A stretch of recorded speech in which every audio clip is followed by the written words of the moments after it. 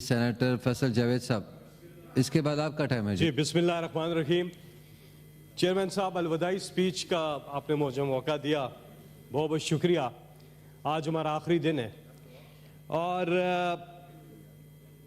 جاتے جاتے یہی کہوں گا، سب سے پہلے تو آپ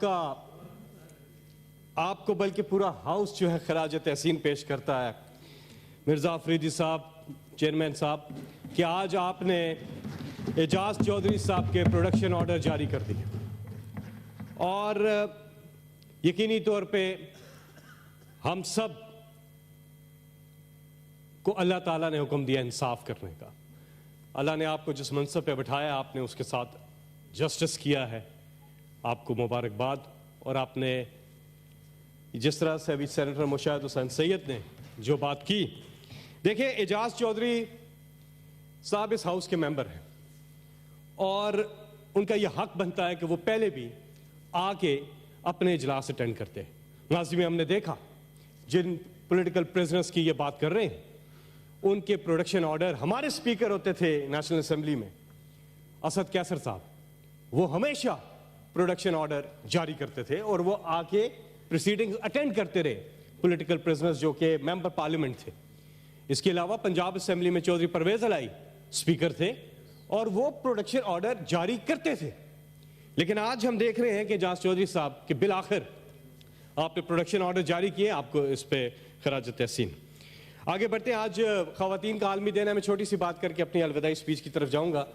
تو آج کے دن جو ایک قرارداد بھی آئی، لیکن میں سمجھتا ہوں کہ اس وقت جتنی خواتین اپنے بچوں سے دور ہیں، فلسطین کی بات کی مشتاق صاحب نے، بالکل اس کی بھی ہم تائید کرتے ہیں اور یہاں سے سینیٹ آف پاکستان آواز اٹھاتا ہے تمام مظلوم خواتین کے لیے، اور بالخصوص پاکستان میں ڈاکٹر یاسمین راشد صاحبہ، عالیہ حمزہ، صنم جاوید، عائشہ علی بھٹہ سمیت جتنی بھی خواتین پرزنرز ہیں، آج خواتین کے عالمی دن کے اوپر پہ ہم ان کے حقوق کے لیے ان کے ساتھ اظہار یکجہتی کرتے ہیں۔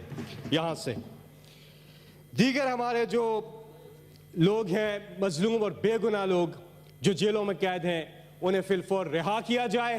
عمران خان صاحب، ان کی اہلیہ اور دیگر تمام جو ہمارے لوگ قید ہیں جیلوں میں اس وقت، ان کو رہا کیا جائے۔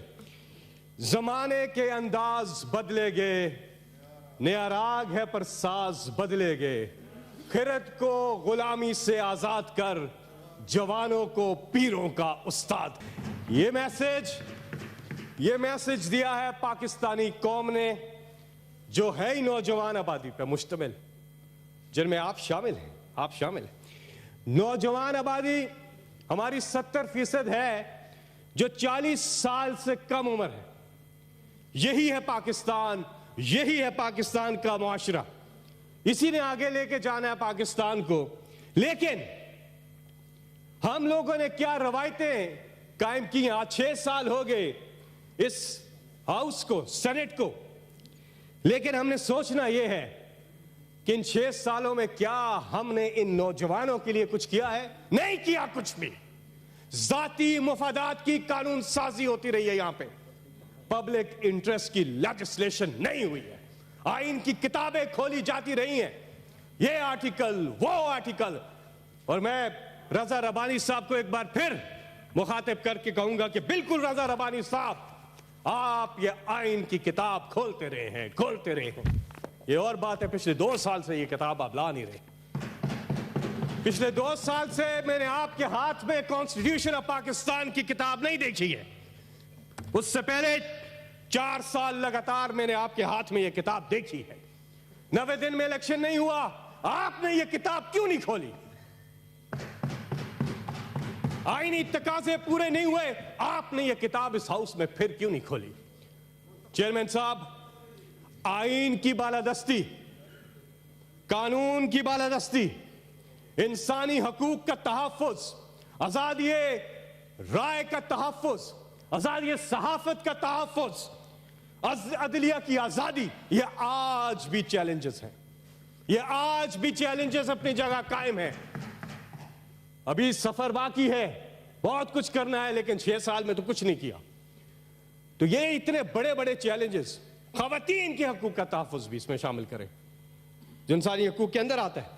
یہ سارے جو چیلنجز میں نے گنوائے ہیں یہ آج اپنی جگہ موجود ہیں. ہمارے معاشرے کو کیا ہو گیا ہے؟ ایک باپ بڑے فخر سے کہتا ہے وہ میرا بیٹا بڑا تیز ہے گا، ادھر کم نہیں ہو رہا سی، انہیں 500 روپے دیتے ہیں اس کا کم ہو گیا. واہ جی واہ، واہ جی واہ، کیا کمال ہے. یہ فیشن سٹیٹمنٹ ہے، یہ پرائیڈ کی سٹیٹمنٹ ہے. غلط کام کر رہا ہے اس کا بیٹا، لیکن باپ فخر سے کہہ رہا ہے کہ میرا بیٹا بڑا تیز ہے. کدھر لے کے جا رہے ہیں معاشرے کو؟ رشوت کو ہم پرائیڈ لے رہے ہیں کہ بچے کی انٹیلیجنس کو کہہ رہے ہیں کہ بڑا تیز ہے، سمارٹ ہے. پھر کہتا ہے جی میرا بیٹا بڑا تیز ہے. اس کا واقف تھا فلائنگ جگہ پہ، انہیں فون کی تو کم ہو گیا. سفارش غلط ہے، لیکن عام کر دیا. عام ہی نہیں، اس پہ فخر بھی کر رہے ہیں. اسی طرح چوری ہے، اسی طرح کرپشن ہے. ہم نے ان کو عام کیا ہے، ہم نے ان کو عام کیا ہے. ہمیں جائزہ لینا ہوگا. اپنے گریبان میں جنگ کے بات کرو، بس کے مت بات کرو.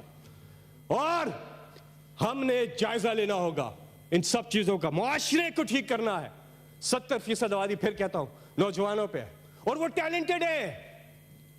ان کو اس ملک کی بھاگ دوڑ دینی چاہیے.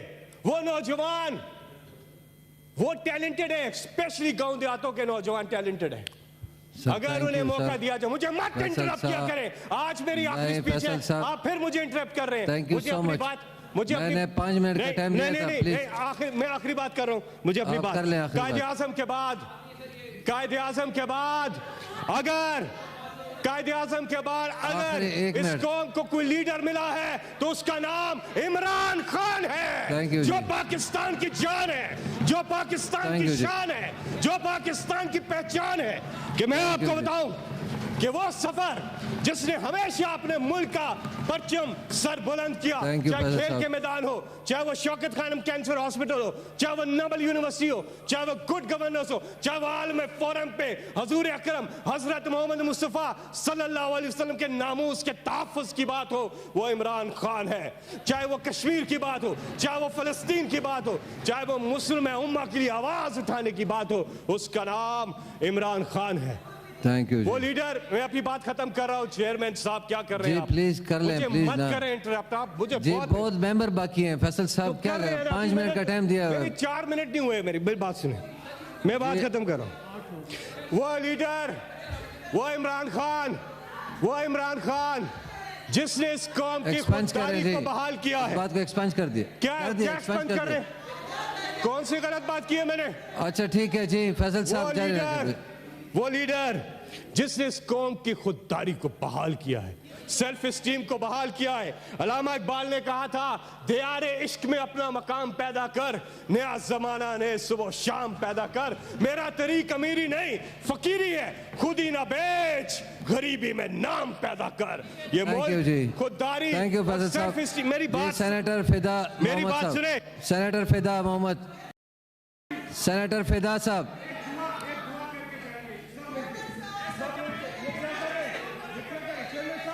ایکسپنج کر دیا جی، میں نے ایکسپنج کر دیا جی، ایکسپنج کر دیا جی.